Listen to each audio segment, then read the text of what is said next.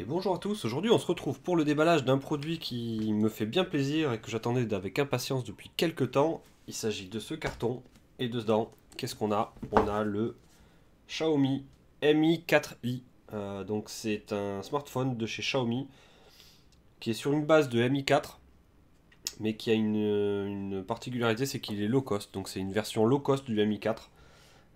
Et donc on va découvrir ce smartphone ensemble tout de suite.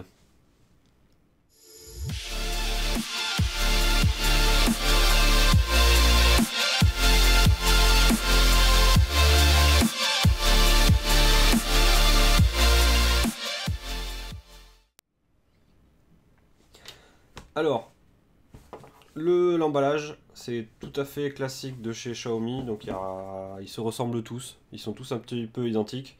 On voit juste le nom exact du téléphone, on voit que c'est un 16 Go, on voit qu'il est 4G, 3G, puis il y a un petit logo pour vérifier que c'est pas un faux. Donc on va rentrer dans le détail tout de suite, et on découvre le téléphone. Alors je vais le mettre de côté dans un premier temps, on va voir ce qui reste dans la boîte. Donc je la découvre en même temps que vous. Donc le déballage n'est pas si facile que ça. Alors on doit avoir les petits manuels et le dispositif qui va nous permettre d'éjecter la carte SIM. Là-dedans il n'y a rien du tout. On va le ranger. Ça va être le câble micro USB. Puisque c'est un standard ici qui est micro USB. Et on a un chargeur qui est un chargeur chinois, enfin américain. Enfin, c'est pas le bon standard quoi. Donc ça va pas nous être de grande utilité. Et je crois que c'est à peu près tout ce qu'il y a dans la boîte. Donc autant vous dire que ça, je vais pas forcément trop l'utiliser. On va le mettre de côté et on va se concentrer sur le téléphone.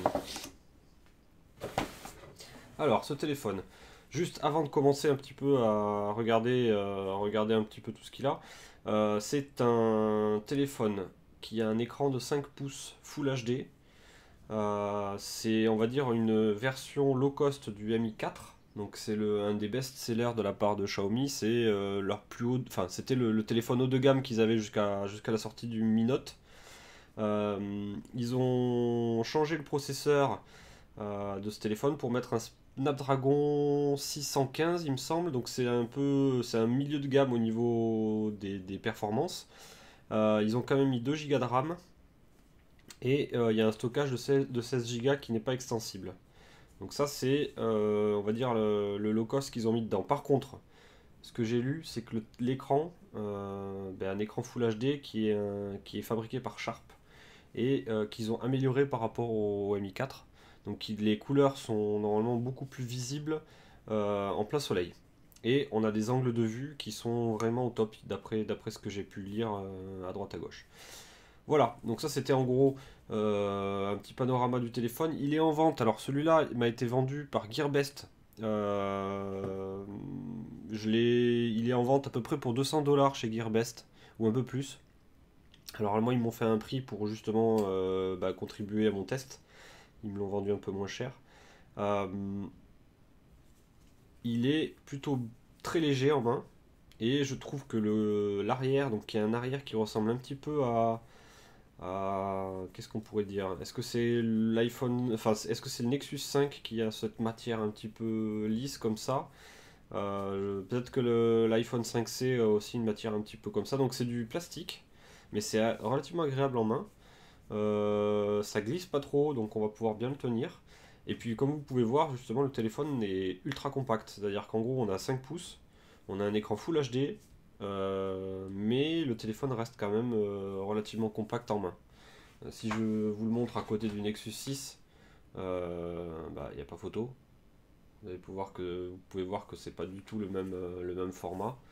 Euh, si je vous le montre à côté du LG G4, pareil, le LG G4 fait monstre par rapport au Mi 4i.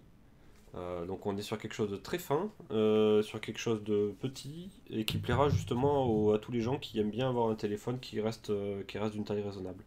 Et j'oubliais la batterie est de 3200 mAh, donc c'est quelque chose d'énorme pour un téléphone de cette taille-là. J'espère qu'on aura du coup des performances qui seront sympas. Voilà, alors après, sinon, le téléphone, qu'est-ce qu'il a? Il y a ici un haut-parleur pour tout ce qui est musique, et puis haut-parleur. Euh, Port micro USB, le micro. Ici, on a le haut-parleur, on a l'appareil photo en façade. Il y a un appareil photo au niveau du dos qu'on peut découvrir ici, avec un flash qui a l'air d'avoir deux couleurs. Donc le flash ici, c'est un bicolore. Ça c'est pas mal. L'appareil photo a priori il est pas trop mal. Ils ont mis quelque chose de bien, si j'ai bien vu. Ensuite ici on a des boutons métallisés. Donc il y a le bouton power qui est en bas, les boutons volume qui sont au-dessus. Je trouve ils tombent bien sous la main et ils sont bien francs. Et puis sur le dessus il y a une prise jack. Donc il n'y a vraiment pas grand chose. Si après il y a un petit micro ici pour tout ce qui est capture vidéo, etc. C'est pas mal d'avoir un micro ici. Il me plaît énormément ce téléphone en main. Je trouve qu'il a l'air d'être assez agréable à manipuler. Puis on va le lancer. On va enlever proprement la protection et la mettre de côté. Et on voit qu'il y a un capteur de présence ici là. Je viens de le voir maintenant, mais on voit qu'il y a un petit capteur à côté du haut-parleur qui doit servir à faire le capteur de présence. Ensuite, au niveau du, il est relativement discret, je trouve, en main. Il n'y a pas de gros logo énorme, etc. Ce que j'aime plutôt.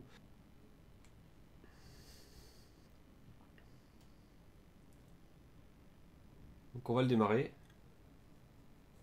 pour la première fois. Donc je ne sais pas du tout quel type de ROM je vais avoir dessus.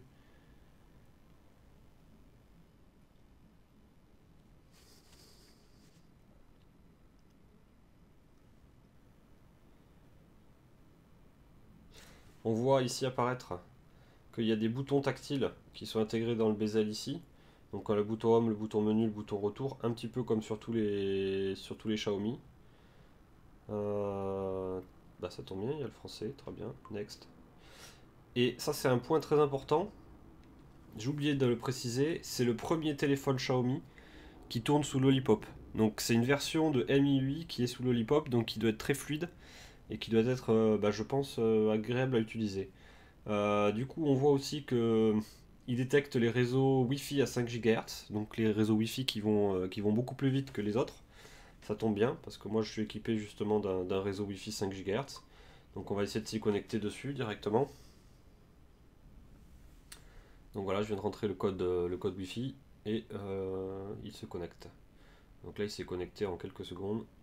Super. Donc là on a différents termes où il faut faire agree. Là bien sûr j'ai pas de carte SIM encore, mais je vais pas tarder à mettre la mienne dedans.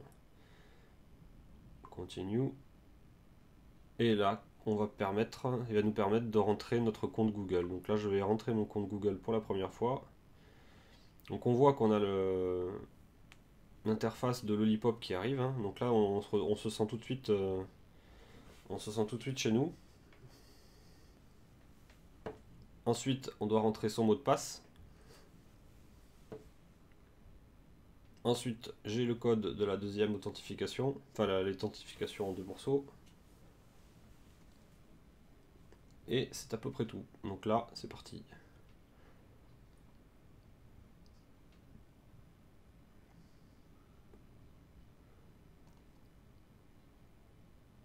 Les services Google.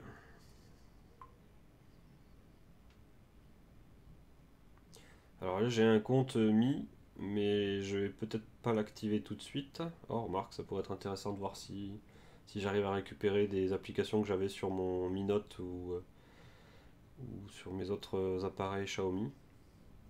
Alors on peut quand même voir que l'écran est plutôt pas mal, hein. Personnellement, je le trouve pas mal. Pour un téléphone qui vaut moins de 200, enfin qui vaut à peu près 200 €, on a un écran Full HD qui est quand même super intéressant, enfin super sympa à utiliser.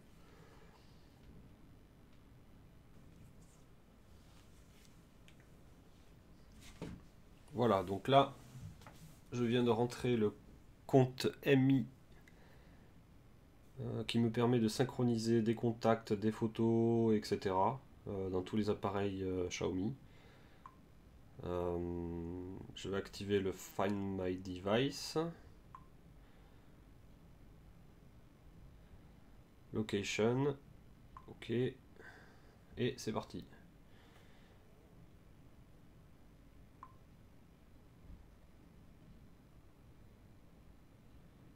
Oui. On va tout activer. Et c'est lancé.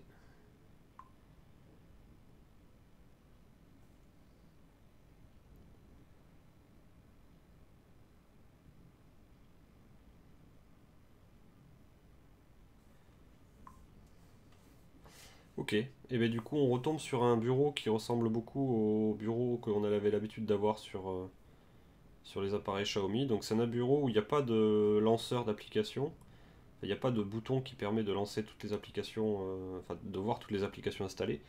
Là en fait c'est comme sur l'iPhone, en gros toutes les applications sont installées sur le bureau et on rajoute des pages au fur et à mesure qu'on rajoute des applications ou ensuite on les met dans des répertoires.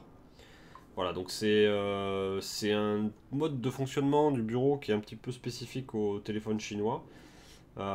C'est pas trop mal, moi ça me plaît pas trop, mais je pense qu'il y a des gens qui aiment bien. Euh, et puis voilà, donc après je vais commencer justement à tester ce téléphone. Euh, J'en ferai des petites vidéos ou d'autres ou un article, en tous les cas. Mais ça semble très fluide, c'est-à-dire que là pour l'instant j'ai vraiment l'impression d'avoir un téléphone tout à fait standard, c'est pas du tout low cost. Euh, l'impression que j'ai, elle est plutôt très bonne. Voilà, ben donc c'était une vidéo de déballage et de présentation de ce Xiaomi Mi 4i qui me fait plutôt très bonne impression pour l'instant. Et puis on se dit à bientôt sur la chaîne Blabla High Tech pour plus de tests et plus de présentation de produits. Ciao!